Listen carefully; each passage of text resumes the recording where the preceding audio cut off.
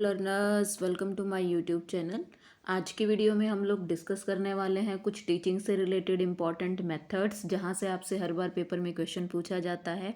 ये मेथड जो है जो आपका सी टेट है, चाहे आप पीआरटी लेवल का दे रहे हैं या टीजीटी लेवल का दे रहे हैं। इसके अलावा अगर कोई भी टेट एग्ज़ाम है जहाँ पर टीचिंग मेथड आते हैं, ये क्लास सबके लिए इम्पॉर्टेंट है। तो लर्नर्स देखिएगा, यहाँ से आपको पक्का फाइनल पेपर में क्वेश्चन देखने को मिलेगा, क्योंकि सी टेट में पेडागोजी में भी आपसे क्वेश्चन पूछे जाते हैं। ठीक है, जो हमारी पेडागोजी होती है इसमें भी जो है टीचिंग से रिलेटेड कुछ क्वेश्चंस आपसे पूछे जाते हैं। एक स्टेटमेंट दे दी जाती है और आपको गेस करना होता है कौन सा टीचिंग मेथड है। तो चलिए स्टार्ट कर लेते हैं लर्नर्स।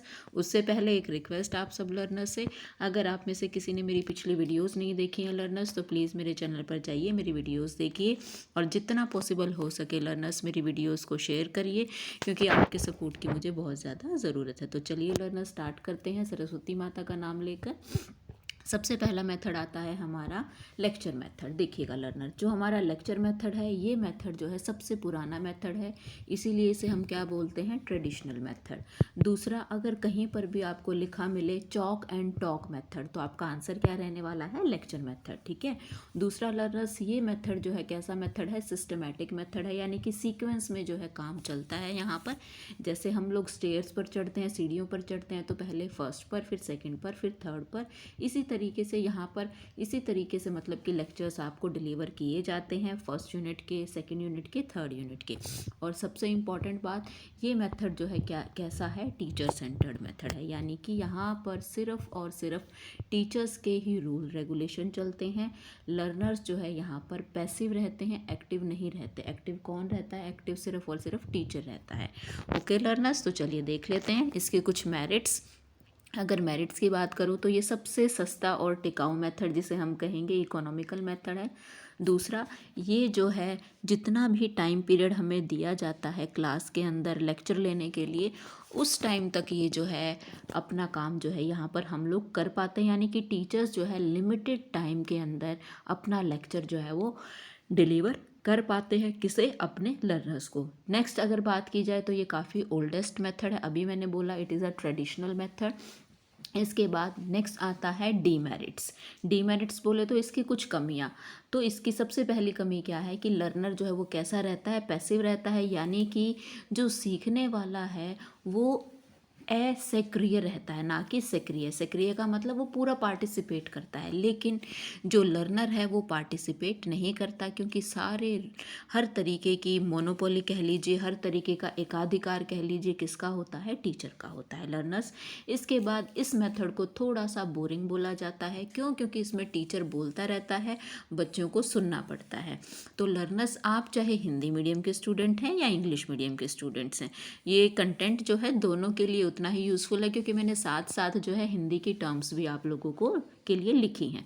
तो चलिए जी, अब आपको समझ में आया होगा हमारा लेक्चर मेथड। वैसे तो आप सब जानते ही होंगे इसके बारे में, लेकिन कुछ मेन पॉइंट्स मैंने अभी डिस्कस किए। इसके बाद सेकंड मेथड आता है हमारा क्वेश्चन आंसर मेथड। ठीक है, तो याद रखेंगे क्वेश्चन आंसर मेथड जो है हमें किसने दिया है, सुकरात ने दिया है। तो क्वेश्चन आंसर मेथड जो है देने वाले प्रोपाउंडर कौन है, हमारे सुकरात।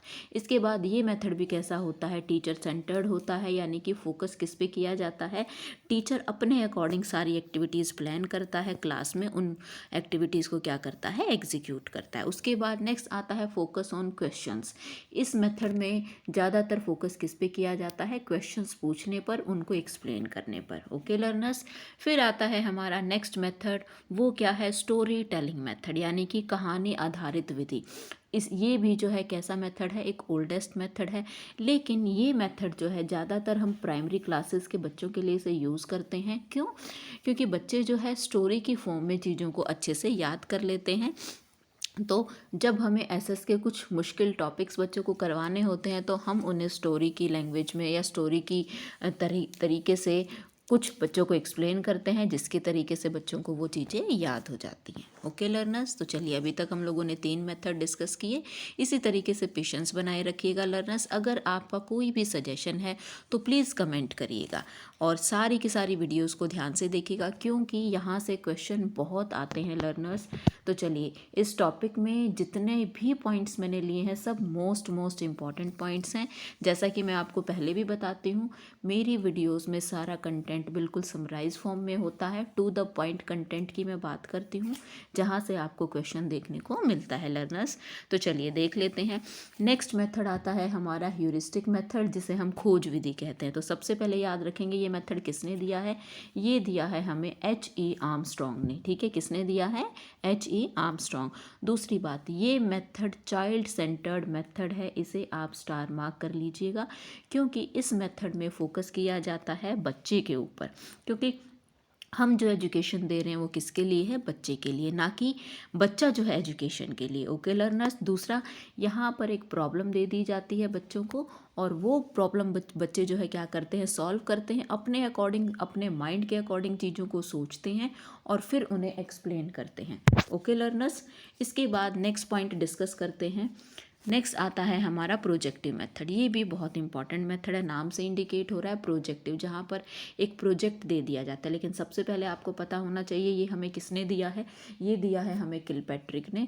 ठीक है, और जो किलपैट्रिक है, इन्होंने स्पेशली बोला है कि बच्चे का नॉलेज कब बढ़ सकता है? जब हम उसे कोई कार्य देंगे, कोई प्रोजेक्ट जो है पूरा करना देंगे। ठीक है, और इस मेथड में फोकस किया जाता है लर्निंग बाय डूइंग का।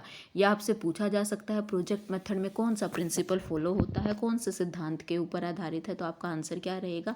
करके सीखने के ऊपर ये प्रोजेक्ट मेथड जो है वो आधारित है। फिर से ये वाला मेथड भी क्या है लर्नर्स? चाइल्ड सेंटर्ड है, जहाँ पर फोकस किया जाता है बच्चे की आवश्यकताओं के ऊपर। बच्चा किस तरीके से चीज़ों को सीख रहा है, कैसे हम उसे सिखा सकते हैं, इस चीज़ के ऊपर फोकस किया जाता है।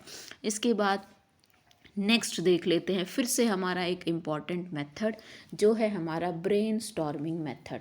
अब नाम से पता चल रहा है ब्रेन स्टॉर्मिंग, यानी कि बच्चे के ब्रेन के अंदर आइडियाज़ का स्टॉर्म आना, यानी कि बच्चे के दिमाग में कुछ विचारों का क्या आता है? एक तरीके से तूफान आता है। और ये मेथड किसने दिया है? ये मेथड दिया है हमें ऑसबॉर्न ने। ठीक है, याद रखेंगे लर्नर्स, किसने दिया है? ऑसबॉर्न ने। दूसरा, ये मेथड जो है एक ग्रुप एक्टिविटी है, जहाँ पर एक टॉपिक दे दिया जाता है, रिसेंट टॉपिक होता है, करंट टॉपिक होता है।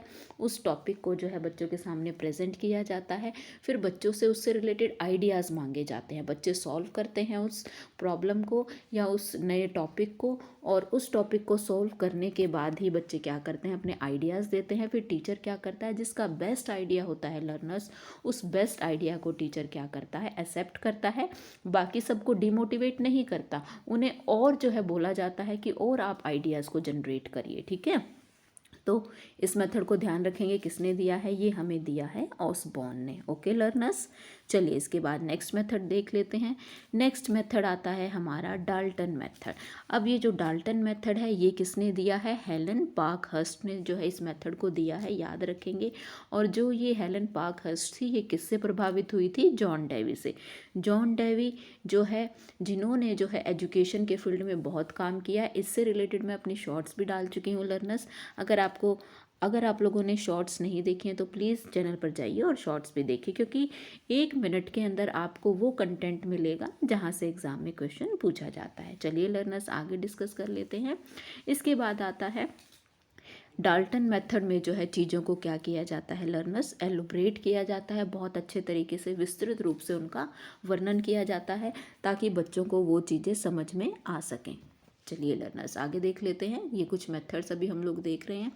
इसके बाद जो है वीडियो के लास्ट में मैंने कुछ इम्पॉर्टेंट मेथड्स भी डाले हैं, जहाँ से भी आपसे क्वेश्चन पूछा जाता है। तो इसी तरीके से लर्नर्स पेशेंस बनाए रखिएगा।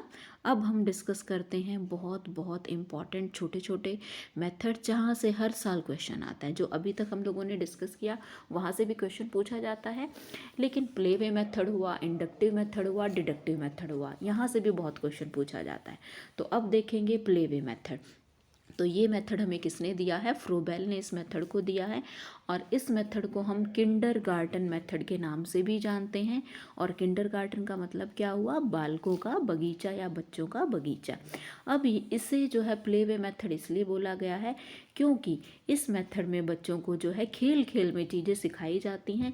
यहाँ पर जो बच्चे होते हैं वो प्लांट्स की तरह होते हैं और टीचर क्या है, एक गार्डनर का रोल प्ले करता है कि जो माली अपने पौधों को अच्छे से संभाल करके रखे। यानी कि एक टीचर जो है एक माली की तरह जो है अपने पौधों यानी कि अपने लर्नर्स को, अपने स्टूडेंट्स को क्या करता है, बहुत अच्छे से संभाल के रखता है, उनकी केयर करता है, उनको नरिश करता है। ठीक है, इसके बाद नेक्स्ट मेथड आता है मॉन्टेसरी मेथड।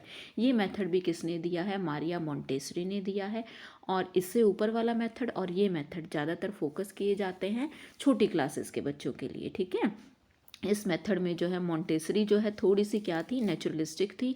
वो प्रकृतिवाद के ऊपर बहुत ज़्यादा फोकस करती थी और वो कहती थी बच्चा जो है अपनी सेंसेस की हेल्प से सीख सकता है। बच्चे के अंदर जो इंद्रियां हैं उन इंद्रियों की मदद से बच्चा जो है क्या करता है, चीज़ों को सीखता है।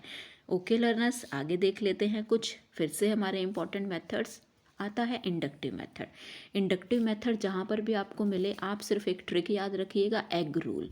ठीक है, इसका मतलब क्या हुआ, एग्जाम्पल से रूल की तरफ। सबसे पहले ये पता हो ये मेथड किसने दिया है, ये मेथड दिया है हमें अरिस्टोटल यानी कि अरस्तु ने। दूसरा, यहाँ पर एग्जाम्पल से रूल की तरफ मूव किया जाता है। बच्चे को पहले एग्जाम्पल दिए जाते हैं और फिर उसे रूल बताया जाता है। और एग्जाम्पल हमारे कैसे होते हैं, स्पेसिफिक, क्योंकि आप कुछ एग्जाम्पल देंगे, मैं कुछ एग्जाम्पल दूंगी और स्टूडेंट कुछ और एग्जाम्पल देंगे, तो इसीलिए ये स्पेसिफिक से जनरल की तरफ मूव करता है।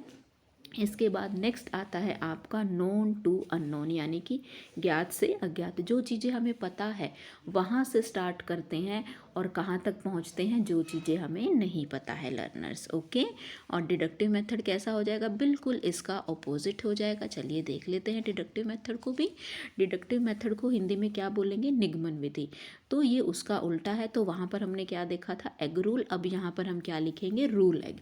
यानी कि यहाँ पर हम बच्चे को पहले रूल बताएंगे और फिर उसे एग्जाम्पल देंगे। ठीक है, और ये किसने दिया था, ये भी अरिस्टोटल ने ही दिया था, अरस्तु ने दिया था। ठीक है, इसके बाद जो एग्जाम्पल, जो हमारा रूल है वो क्या होगा, जर्नल होगा। यानी कि रूल सबके लिए सेम है, तो जर्नल से स्पेसिफिक यानी कि सामान्य से विशिष्ट की तरफ ये जो है चीज़ें यहाँ पर चलेंगी। ओके लर्नर्स, आप इन दोनों मेथड्स को बिल्कुल भी नहीं स्किप करेंगे। ये जो वीडियो है लर्नर्स, ये आपके लिए बहुत इम्पॉर्टेंट होने वाली है। और अब चलिए वीडियो के लास्ट में देख लेते हैं कुछ इम्पॉर्टेंट कंटेंट जो मैंने आप लोगों को बोला था अभी। अब देखते हैं, दो मेथड बचे हैं, ये भी देख लेते हैं। Analysis and synthesis. देखिए, विश्लेषण और संश्लेषण विधि, इस विधि में क्या किया जाता है, जो एनालिसिस है इसमें बच्चे को सिखाने के लिए चीज़ों को पार्ट्स में डिस्ट्रीब्यूट किया जाता है। यानी कि हमें अगर कंक्लूज़न तक पहुंचना है, निष्कर्ष तक पहुंचना है, तो पहले हम क्या करेंगे, पार्ट से सीखना शुरू करेंगे। चीज़ों को ब्रेक डाउन करके, चीज़ों को छोटे छोटे हिस्सों में बांट करके सीखेंगे। ओके, और जो सिंथेसिस क्या है वो बिल्कुल इसका ऑपोजिट है। जितने भी पार्ट्स हैं, जितने भी हिस्से हमने किए हैं, उन सबको क्या करेंगे, एक साथ इकट्ठा करेंगे और चीज़ों को सीखेंगे। इस मेथड को ज़्यादातर हम मैथ्स में यूज़ करते हैं। वैसे तो हर जगह यूज़ होता है लेकिन मैथ्स में इसका ज़्यादा यूज़ किया जाता है लर्नर्स। ओके, इसके बाद फिर एक इम्पॉर्टेंट टीचिंग आती है आपकी माइक्रो टीचिंग। ये भी पूछ ली जाती है, तो ये तो नेट में भी पूछ ली जाती है। तो जो माइक्रो टीचिंग है ये किसने दी थी हमें, डॉइन एलन ने दी थी। ठीक है, जो हमारे डॉइट एलन हैं, इन्होंने इस जो है टीचिंग को जो है प्रोपाउंड किया था। इसके बाद इस टीचिंग के अंदर जो है 6 to 7 मिनट का जो है क्या होता है, टारगेट होता है। 6 से 7 मिनट के अंदर हमें बच्चों को समझाना होता है। टॉपिक भी क्या होता है, स्मॉल होता है। बच्चों का ग्रुप भी क्या होगा, स्मॉल होगा। यानी कि 5 से 6 ही बच्चे होते हैं, एक टीचर होता है और बच्चों से फीडबैक ली जाती है। अगर कहीं गड़बड़ रह जाती है तो दोबारा से टीच किया जाता है। तो इसे हम क्या बोलते हैं, माइक्रो टीचिंग। चलिए जी, अब बिल्कुल लास्ट में जो इम्पॉर्टेंट टॉपिक्स कह लीजिए, जो वन लाइनर कह लीजिए, या कुछ इम्पॉर्टेंट फैक्ट्स जो हमें दिए हैं। कुछ हमारे जो है फेमस साइकोलॉजिस्ट हुए हैं, कुछ हमारे जो फिलोसफर हुए हैं, उन्होंने कुछ बेसिक टर्म्स दी हैं जो हमारे लिए यूज़फुल हैं।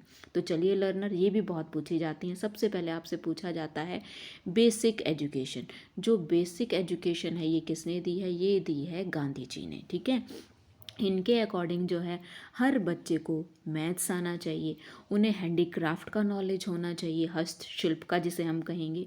अगर बच्चे में ये नॉलेज नहीं है तो बच्चा लाइफ में जो है सरवाइव करने में उसे दिक्कत होगी। ओके, इसके बाद नेक्स्ट आता है साइंटिफिक मेथड। ये मेथड हमें किसने दिया है? फ्रांसिस बेकन ने इस मेथड को दिया है। ओके लर्नर्स, फिर आता है रोल प्ले मेथड। ये मेथड दिया है जैकब एल मोरेनो ने। किसने दिया है? जैकब एल मोरेनो ने। इसके बाद ब्रेल स्क्रिप्ट, ब्रेल लिपि किसने दी है? लुइस ब्रेल ने जो है इस लिपि को दिया है। फिर आता है प्रोग्राम्ड इंस्ट्रक्शन। ये हमें किसने दिया है? नॉर्मन ए क्राउडर ने। किसने दिया है लर्नर्स? नॉर्मन ए क्राउडर ने। फिर आती है प्रोग्राम्ड लर्निंग। ये किसने दी है? बी एफ स्किनर ने दी है। और ये बहुत बहुत इंपॉर्टेंट टॉपिक्स हैं लर्नर्स। अगर आप मेरे ऊपर थोड़ा सा भी ट्रस्ट करते हैं लर्नर्स तो प्लीज़ इस वीडियो में से कुछ भी आप मिस नहीं करेंगे। इसके अलावा एक और इम्पॉर्टेंट आपको बता देती हूँ, एक टेक्निक आती है सोशियोमेट्री टेक्निक। ठीक है, सोशियोमेट्रिक मेथड कह लीजिए। ये मेथड हमें किसने दिया है? जे एल मोरेनो ने। किसने दिया है? जे एल मोरेनो ने। और सोशियोमेट्री को हिंदी में हम क्या बोलते हैं? समाजमिति विधि। ओके लर्नर्स, इतने पेशेंस के लिए, मुझे ध्यान से सुनने के लिए। इस टॉपिक से जो है आपको फाइनली एग्ज़ाम में क्वेश्चन देखने को ज़रूर मिलेगा, चाहे वो आप जो है किसी भी सब्जेक्ट से सी टेट दे रहे हैं, इवन कोई भी टेट एग्ज़ाम आप दे रहे हैं तो यहाँ से आपको पक्का क्वेश्चन देखने को मिलेगा। अगर लर्नर्स कंटेंट आपको अच्छा लगा है तो मेरी वीडियो को लाइक करिए, मेरे चैनल को सब्सक्राइब करिए, जितना पॉसिबल हो सके मेरी वीडियोज़ को शेयर करिए, क्योंकि आपकी शेयरिंग की वजह से ही मेरी वीडियोज़ जो हैं वो जो राइट जो है कैंडिडेट है उस तक पहुँचेंगी। तो ओके लर्नर्स, मिलते हैं फिर से अपनी नेक्स्ट वीडियो में।